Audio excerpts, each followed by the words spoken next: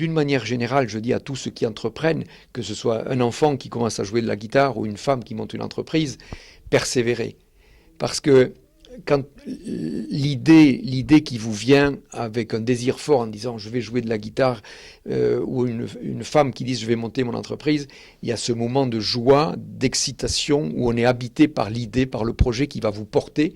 Mais après, il y a la réalisation concrète et on se trouve souvent devant des gens qui vous découragent et on se décourage soi-même, on n'a pas souvent les soutiens que l'on pourrait avoir et on se trouve un peu seul quand on est devant à créer quelque chose. Et donc on se trouve devant des murs que j'appelle des seuils et donc il faut faire preuve de résistance par rapport à cette envie d'abandonner qui nous taraude parce que ça devient trop compliqué. Arrêter, c'est en fait donner corps à une frustration d'un truc qui vous a fait rêver et que vous avez abandonné. Quoi que l'on entreprenne, tout le temps, que ce soit pour une expédition ou autre chose, je connais parfaitement ça, on se trouve à des moments de découragement, à un seuil, vous n'arrivez pas à résoudre techniquement, financièrement quelque chose, persévérez.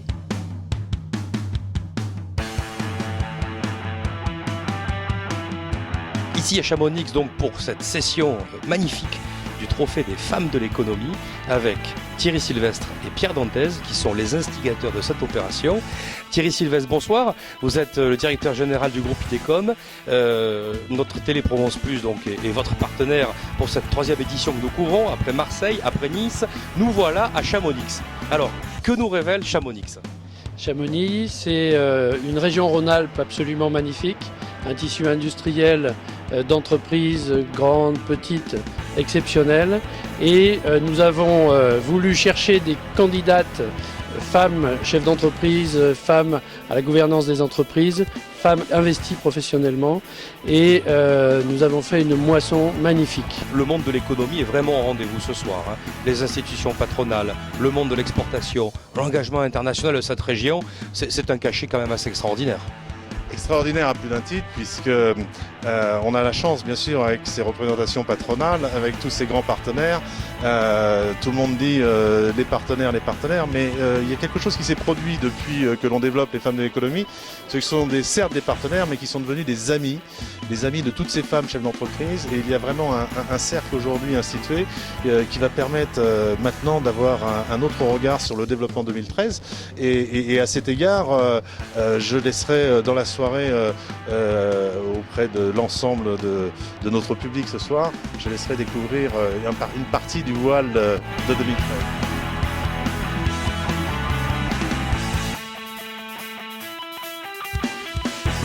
Françoise Kleinbauer, c'est une femme d'abord, qui avec un parcours professionnel plutôt technique en tant qu'actuaire.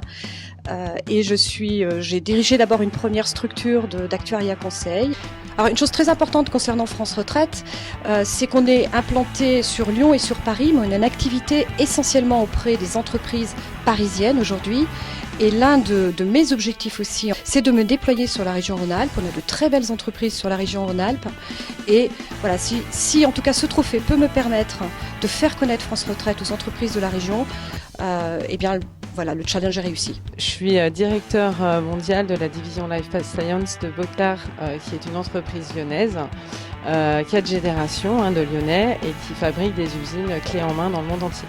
C'est la récompense de quand même une vingtaine d'années d'expérience dans l'industrie, parce que j'ai jamais quitté ce milieu, que ce soit côté client ou maintenant côté ensemble industriel. Où j'ai pris beaucoup de plaisir, donc c'est une récompense à tous les efforts et les sacrifices un petit peu que j'ai fait aussi pour arriver là. Mais on me dit souvent effectivement comment faire dans ce milieu hostile. Moi, comme je disais tout à l'heure, je ressens pas du tout d'hostilité dans ce milieu. Alors je suis rayonnante aujourd'hui, mais il y a 15 jours, j'ai été sur un chantier en Russie avec des bottes et un casque. Donc il faut s'adapter aux circonstances. Je dirais que ce qui est le plus difficile pour une femme dans ce milieu, finalement, c'est les poignées de main. Parce que quand je vais dans mon usine de chaudronnerie à Roanne, je me fais systématiquement écrabouiller la main. Et je dirais, en dehors de ça... En dehors de ça, tout va bien. En dehors de ça, on est plutôt chouchoutés et c'est un milieu où vraiment les femmes sont les bienvenues. DAM, c'est une société qui est spécialisée dans la maintenance de silos à grains à la base. Et on s'est orienté plus sur l'industrie. Et étant donné qu'on avait aussi un métier de chaudronnerie-métallerie, On s'est orienté vers des architectes et des maîtres d'œuvre afin de construire tout ce qui est charpente métallique, escalier, passerelle et portail industriel. Oui, c'était pour moi, mais c'était surtout pour lui montrer que j'étais tout aussi capable de lui que lui, quoi. Voilà. Malgré un parcours scolaire Typique. atypique. Exactement, c'est tout à fait ça. J'ai appris à connaître chacun de mes salariés. Je manage chacun de mes salariés différemment en fonction de leur personnalité afin de les emmener là où j'ai envie qu'ils aillent, en fait, tout en leur apportant le plaisir de travailler. Voilà.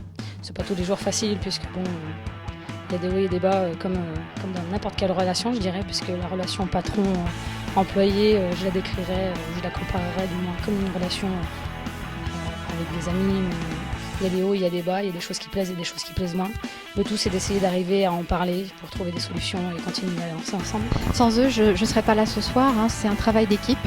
Je travaille dans l'intégration, mais je travaille surtout pour mes clients qui sont des entreprises et des grands groupes qui souhaitent bénéficier de prestations de services de qualité. Toute entreprise peut devenir responsable, c'est juste une volonté du dirigeant et de ses équipes. Nous sommes responsables sur le plan sociétal en n'ayant que des salariés handicapés.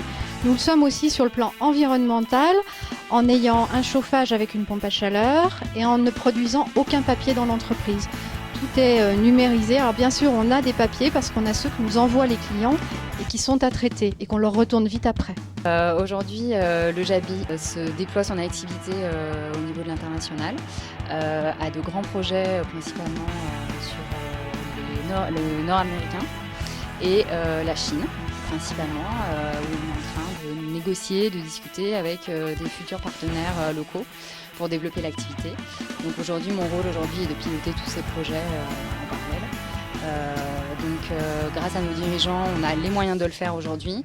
Ils font une grande confiance dans mon travail et c'est un honneur aujourd'hui que de pouvoir représenter ma société avec ce trophée. Et les femmes, bien sûr, oui, évidemment. C'est vrai qu'aujourd'hui, à l'export, du moins au niveau de mes homologues, je ne connais que des hommes quasiment.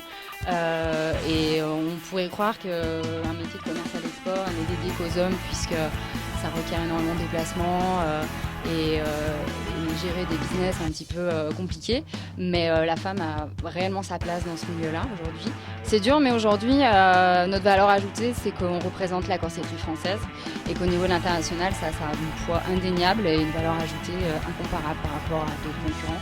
On est en train de lancer une nouvelle marque dédiée principalement au luxe. C'est la première marque de corsetterie française de luxe. Donc on met réellement ça en avant aujourd'hui et surtout ce qui est important de noter, c'est que ce sera une fabrication 100% française. Ça a toujours été une difficulté d'être une femme dans ce métier, dans ce monde d'hommes. Quand je me déplaçais et que j'étais jeune avec mon patron, on pensait toujours que j'étais son amie. Il a fallu que je me fasse reconnaître en tant que femme technicienne. Aujourd'hui, je pense que l'entreprise n'est pas réservée qu'aux hommes. Et je pense qu'aujourd'hui même, pour moi, c'est un atout. J'ai su, à travers des difficultés conséquentes, un incendie, j'ai dû licencier 20 salariés en 2009 sur mes 48. Et aujourd'hui, nous sommes revenus à 45. Mes clients m'ont fait confiance. Je pense qu'aujourd'hui, personne ne doit... une femme doit avancer, doit oser. Il faut oser. J'ai fait du sport de haut niveau. J'ai l'habitude de ne jamais baisser les bras. Le basket, entre parenthèses, donc on ne baisse pas les bras au basket. Et je crois que ça m'a rendue combative. Mais combative dans le bon sens du terme, c'est-à-dire que ça m'a enrichi. Ça m'a apporté beaucoup de choses positivement. J'ai dans mon entreprise beaucoup de femmes, techniciennes, conducteurs de ligne, ce sont des femmes. Conductrice de ligne. Pour moi, j'ai pas aucune difficulté à rencontrer des hommes dans ce métier et je ne me considère pas comme femme ou comme homme. Je suis voilà. Tout simplement. Dans la conjoncture actuelle, l'industrie, il faut le garder en France, on en a besoin. Bon, l'État à ce moment-là a été présent, nous a aidé à sortir la difficulté 2008-2009. Mais aujourd'hui, il ne faut pas baisser les bras. Il faut continuer parce qu'on a besoin de l'industrie dans cette région comme dans toutes les régions. Et il faut continuer, il faut regarder devant. Et hommes ou femmes, il faut y aller. Corpoé est une agence conseil qui accompagne ses clients sur des projets à forts enjeux de communication. Ce sont des projets en général de développement, d'innovation, de changement, parce que ce que nous essayons de faire chez Corpoé, c'est vraiment développer ce qu'on appelle l'esprit pionnier. Je dirais que c'est vraiment notre marque de fabrique, c'est-à-dire que ce qu'on sait bien faire, c'est accompagner les entreprises sur des projets qui vont bouleverser, dans le bon sens du terme, l'organisation ou les marchés. Je pense que j'ai été récompensée d'abord pour ce que je pratique chez les Corpoé depuis maintenant 6 ans. C'est ce que j'appelle les portraits de personnalité. Les portraits de personnalité, c'est un contenu de communication pour les événements où en 4 minutes on fait une chronique à la fois bienveillante, sympathique, évidemment d'une personnalité qu'on veut mettre en lumière ou à l'honneur en tout cas lors des événements. Alors c'est surtout pas moi la lauréate de l'année, c'est vraiment mon équipe parce que en fait sans mon équipe je ne serais rien. Donc, j'ai eu la chance de rencontrer au cours de mon parcours professionnel des dirigeants qui m'ont vraiment convaincu de l'intérêt de l'esprit d'équipe. Et aujourd'hui, je suis très très fière d'avoir vraiment une équipe autour de moi avec des jeunes femmes et des hommes qui sont là depuis 6-7 ans et qui m'ont vraiment permis de développer cette entreprise. Voilà, alors en fait on vend, notre baseline c'est tout l'hôtel sauf les murs. On vend tout ce qui se trouve dans une chambre d'hôtel, dans une salle de bain d'hôtel et dans les parties communes, la réception notamment. Donc ça va du petit savon, du flacon shampoing, aux oreillers, au mobilier, à la literie, aux luminaires, aux accessoires chromés de salle de bain, aux sèche-cheveux muraux. Enfin, voilà, on a à peu près plus de 10 000 références dans notre catalogue, 3 500 000 articles en stock. Et on fournit toute l'hôtellerie en France et en Europe. Alors effectivement, on a des professionnels en face de nous qui sont souvent dans l'urgence, donc il faut savoir livrer rapidement, ce qui explique pourquoi on a un stock important. Ensuite, c'est un métier assez difficile parce qu'effectivement, on vend des produits textiles où il y a des tailles, des coloris, on vend des produits encombrants comme du mobilier et de la literie. On vend des produits sur mesure, donc effectivement on a un métier assez difficile puisqu'on ne vend pas un seul et même article. Donc ça nécessite une informatique très pointue et des équipes qui connaissent bien leurs produits aussi.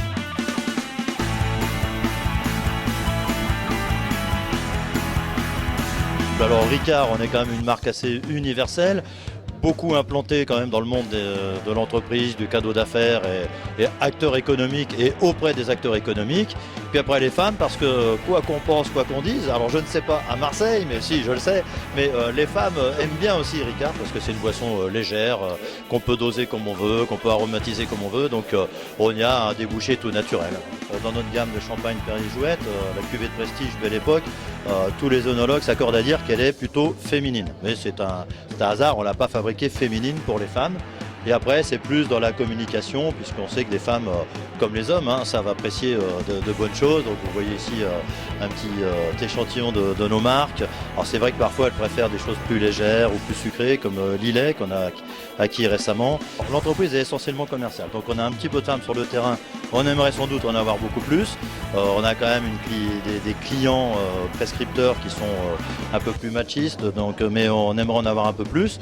On en a évidemment beaucoup dans le siège, au marketing, puis après dans le monde entier, bien sûr, on a des femmes à des postes de responsabilité. Le CEPAM, c'est le Centre d'études franco-américain en management. C'est une école de business franco-américaine qui est basée sur Lyon et qui permet aux jeunes post-bac, à la fois au niveau bachelor et au niveau MBA, de pouvoir aller faire leur dernière année d'études aux États-Unis, dans une grande université partenaire, pour pouvoir y obtenir un double diplôme. Le CEPAM, il est ici pour venir supporter toutes ces femmes qui sont des actrices importantes de notre économie ici, mais également le CEPAM est là pour pouvoir insuffler à ces jeunes filles qui sont à l'école ce désir donc de réussite à l'image de ces femmes que nous célébrons ce soir. Alors il s'agit d'une association qui regroupe 120 femmes et hommes parce que nous on est dans la coopération femmes-hommes. Ouf!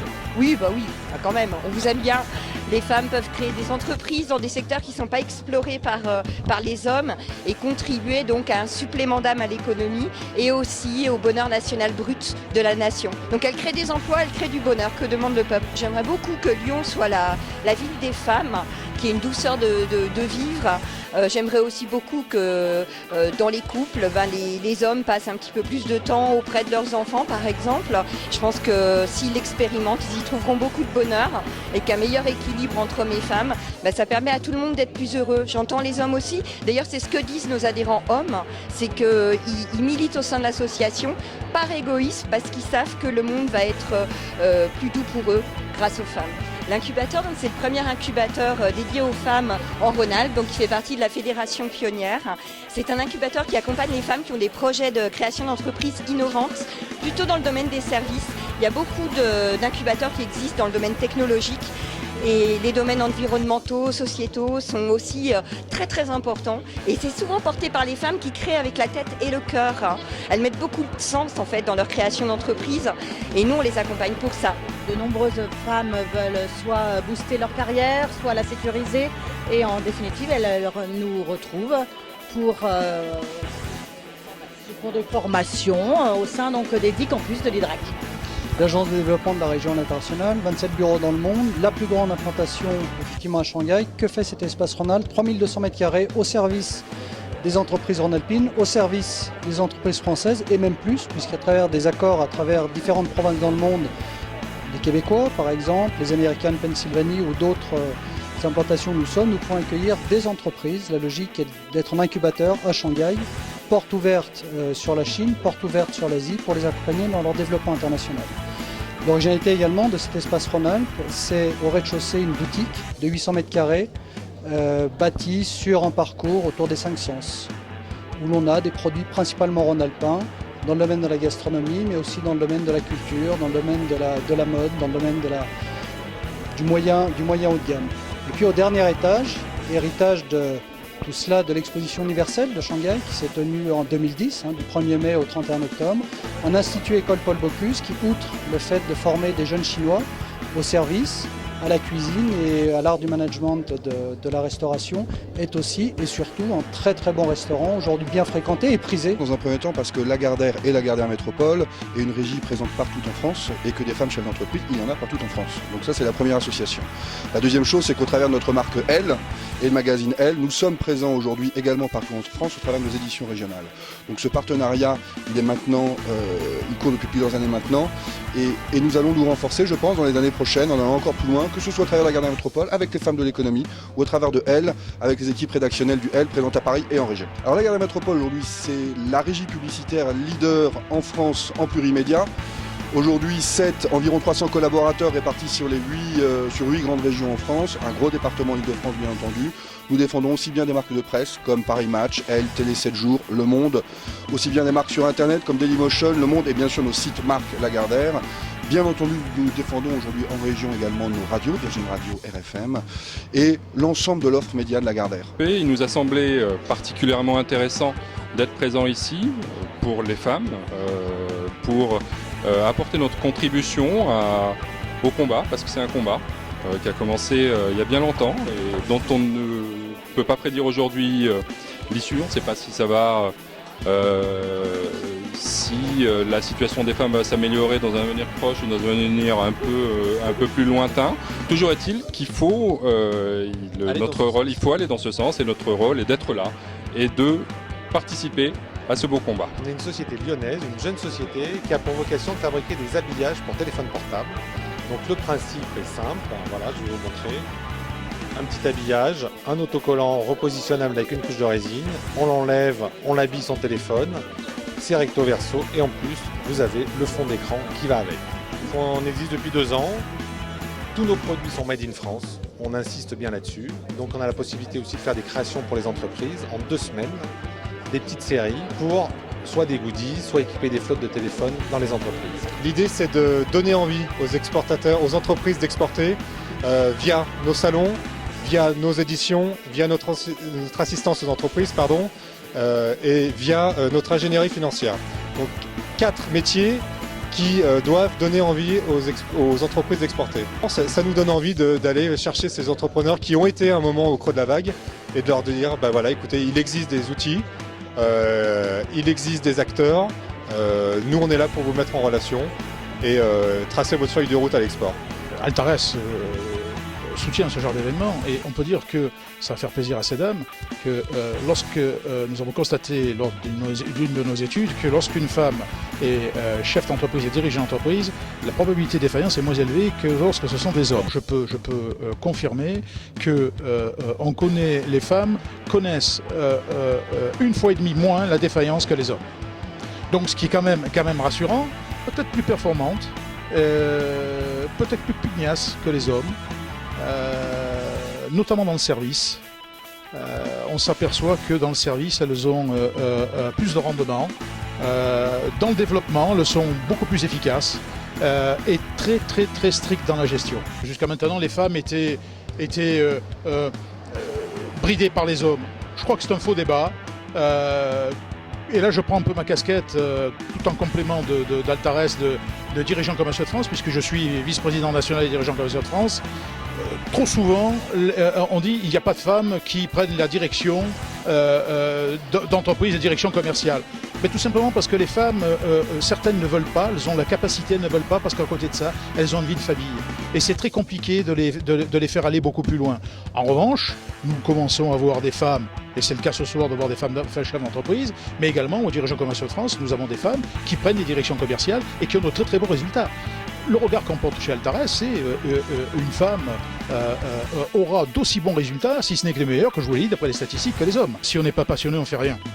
Que ce soit dans une entreprise, que ce soit dans le management ou que ce soit aux dirigeants commerciaux de France. Mais ce que j'ai envie de dire aux hommes qui sont encore majoritaires au DCF, c'est accueillez et voyez d'un bon œil la venue des femmes parce que grâce aux femmes, vous allez encore plus vite progresser.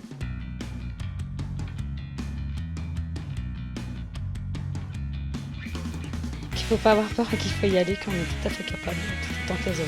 Voilà. C'est une chance d'être une femme parce que souvent on se retrouve dans des négociations à la table d'hommes et du coup c'est une façon de se différencier, de se positionner d'une manière atypique. Aujourd'hui, il n'en reste pas moins qu'être une femme et une femme d'affaires, il faut du courage bien entendu, mais avant tout il faut du talent. Suivez votre cœur. Et puis même quand les choses vous paraissent impossibles, gardez la tête dans les étoiles, mais les pieds sur terre, il y en a besoin.